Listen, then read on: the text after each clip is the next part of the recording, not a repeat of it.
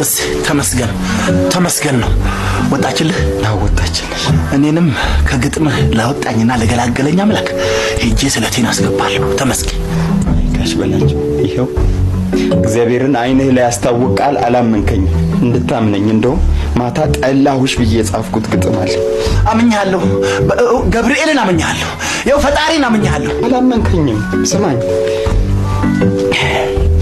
እንዴት እንደጠላሁሽ በፍቅርሽ ታመሜ ይንገሩሽ ዘመዶቼ ይንገሩሽ አከራዬ። ትዕዛዝ ነው። እሺ ይህን ጋና ነግራታለሁ። በእናትህ አሁን እኔን ተወኝ። ግጥሙ ግን እንዴት ነው?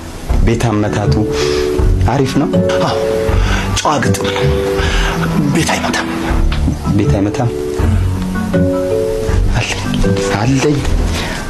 አለኝ ቤትም ይመታልኝ። ማታ የጻፍኩት ወይኔ በላቸው